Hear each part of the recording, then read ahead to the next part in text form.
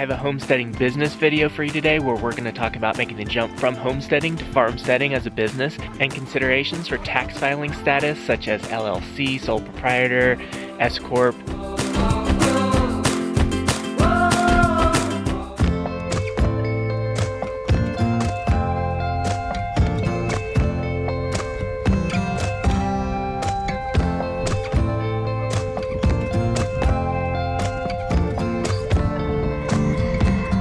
Recently received some excellent questions from one of our viewers, Daniel Flowers.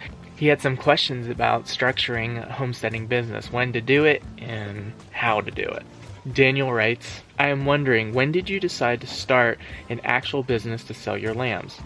This is the first of raising Katahdin spotted African sheep, and we recently, 3 weeks ago, had our ewes drop their lambs, 5 total, and we are faced with trying to get the word out, calculating production costs, and if we should file to open an actual business, LLC or something similar.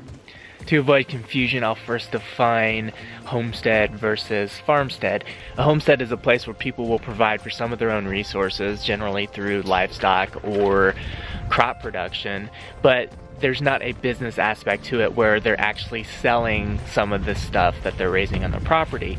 But with a farmstead, the farmsteaders are raising some of their own food as well as selling some of their extra to customers, but they're not a full-scale farm where it's a full-time business income. So the farmstead in business lingo is a side hustle. This is where you make a little extra money, hopefully, if you're turning a profit, but it is not your sole source of income. That aside, I think there are 2 different ways to look at Daniel's question. One is, when did we decide we wanted to be a farmstead versus just a homestead? And 2, at what point did we file a tax status with the IRS, such as an LLC, etc.?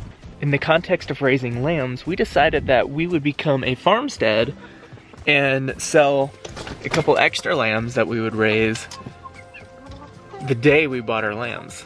In our first season of raising sheep, we got feeder lambs to start with. We didn't want to get into breeding stock at first. Based on our previous lamb consumption, we knew that about 2 lambs would be good for our family's food supply. Also knowing sheep though, I knew that 2 lambs is really not enough for them to have a good, happy flock experience. Like most livestock, you can't just have one of a species. Sheep are a flocking animal and they generally like to have more numbers in order to be happy. Only getting 2 would have been still too few in my mind. 3 also still felt a little too few. 5 seemed like that might be a little too much for our first time taking on livestock. So we settled on getting 4. This meant right off the bat we had 2 extra lambs that we needed to sell. I didn't try to start selling the lambs right off the bat though, because I was a little apprehensive getting into it because I didn't know if I had the skills to keep the lambs alive long enough to get them to harvest. I was afraid if I pre-sold the lambs and they died, I would have customer service issues, not being able to deliver a product on my first season. That wouldn't have been good. But everything went fine during the season. All the lambs were brought to harvest and I was able to sell our 2 lambs.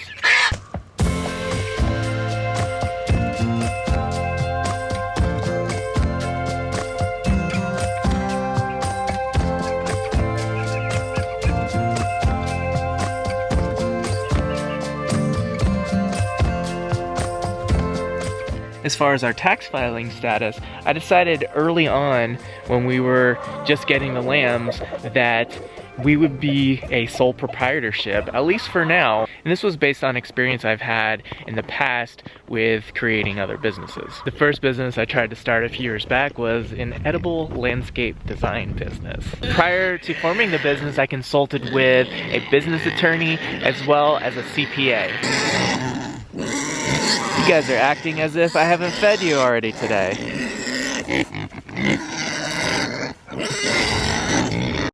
I filed that business as an S-corp, which has some tax advantages over an LLC or sole proprietorship. The tax advantage for the S-corp works like this.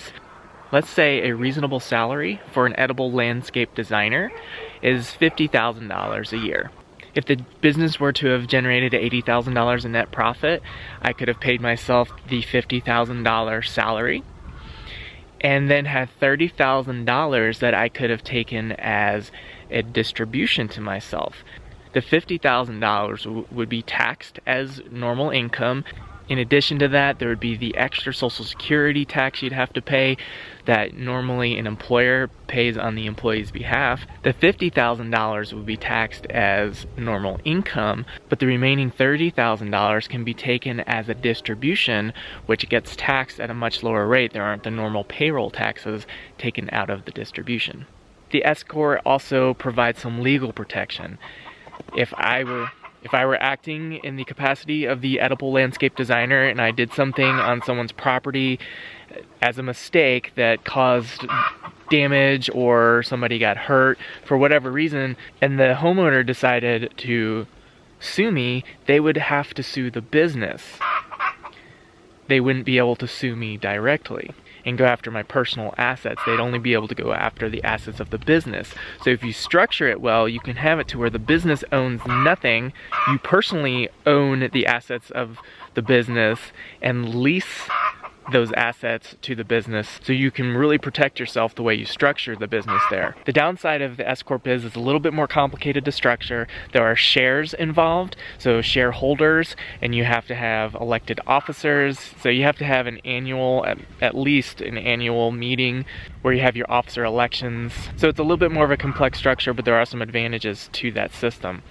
After going through all the complication of meeting with the attorney and creating the business, I decided that I didn't want to be an edible landscape designer, so I never went through with it beyond that. The next business I created was a microgreen selling business. So I was growing microgreens in our garage when we still lived in town before we moved on to our homestead. And I was selling them at a local grocery, and I also went to a farmer's market once and sold some there. Having gone through the S-corp creation process, I decided that for the microgreens business, I wanted to do the LLC.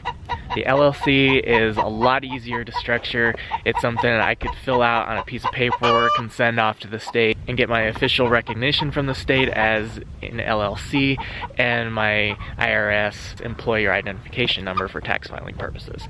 It was a super simple process doing the LLC. It doesn't have the tax advantages of the S-corp in that if the reasonable salary of someone who sells microgreens is $50,000 a year, and I were to have sold $80,000 in net profit of microgreens, I would get taxed on the full $80,000 unless I filed an IRS 2553 form declaring as an S-corp for tax purposes. So an LLC can actually declare itself for tax filing purposes only as a S-corp in the eyes of the IRS and still get the tax break on the distribution portion of the income. This is having the best of both worlds between the LLC and the S-corp, because you don't have to file for officers, you don't have to have shareholders, you don't have to go through the nonsense of the creation of the S-corp business. You create yourself as an LLC and just send off the 2553 declaration paperwork to the IRS and you're done. The challenge is when you file your taxes, it's a little bit more complicated. There's some more paperwork to fill out, but all in all, it's not a bad way to go. The LLC also provides the same legal protection that the S-corp provides. I think when you're selling a retail food product, it's a good idea to have some kind of legal protection as far as your business structure goes. Full of high hopes and expectations for my microgreen business to take off, I filed as an LLC and did the 2553 form declaring myself an S-corp for tax purposes. Things were going well the first couple months of the business, but then I ran into some major production issues. I started the business in early spring when things were really cool and things were working out well, growing them in our garage. And then summer came and it got really hot that summer, and the microgreens really struggled. They suffered and production went down dramatically, and ultimately the business failed. The business never generated enough income to even get a distribution, so making the S-corp declaration on top of the LLC was really of no benefit.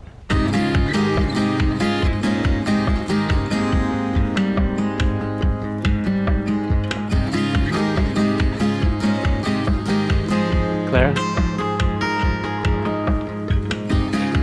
Clara?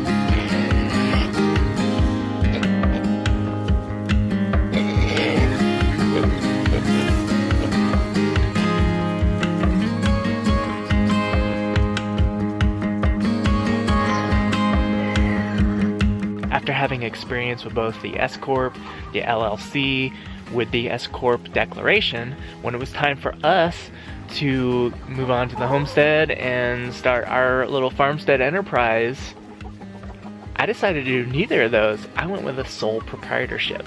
The sole proprietorship offers no legal protection and no tax advantage as far as getting a distribution taxed at a lower rate. So why would I do a sole proprietorship? And the answer is really simple. The amount of income being generated is so little, it really doesn't matter. I'm not going to reach a point where I need to take a distribution at this farmstead scale. I also felt, because I was dealing with so few customers, and again, our scale is so small, that I really didn't need the legal protection. The $100 I'd have to file to become an LLC would really wipe out any earnings I'd make from selling the 2 lambs. And filing as a sole proprietor is really easy. In Idaho, all you have to do is let the state know if you're using a business name. And as far as federal tax purposes, you just use your social security number and file it under your personal income tax. And then in addition to that, if you're doing an agriculture business, you would still file your Schedule F for your agricultural exemptions. So in Daniel's situation, where he's selling at most 5 lambs, it's really just not going to matter. Let's just say it costs nothing to raise the lambs, which is next to impossible, but I don't know what your costs to raise them are going to be. But let's just say hypothetically you're able to sell them at $400 a piece with no cost into that, so that's 100% margin right there. You're looking at $2,000. There's just not enough money in there for it to really matter how you're going to structure your business. So should you even bother selling lamb and being a business? I believe so, because once you become a business, you can write off business expenses. So every bale of hay you buy is a business expense. Every bag of salt, every bag of kelp meal. These are expenses you're going to incur whether you're trying to sell the lambs in a business or not. So you might as well sell them as a farmstead business and take the expense write-off. If we were to scale up our operation in time, we may be doing that, and we were generating a lot more revenue and a lot more income out of our farmstead enterprises, I would definitely be creating an LLC at the very least. Again, I think that's a really good way for us to go in the future. Of course, I do recommend you consulting with an attorney and or a CPA prior to making any final decisions on how you will be structuring your business. Daniel, I hope that was helpful for you in answering those questions and talking about how we've structured things here in our homestead and how we've done things in the past. If any of you guys have more questions on business related topics, please feel free to leave the questions below in the comments or send me an email, dan@grassfedhomestead.com, and we'll get them addressed.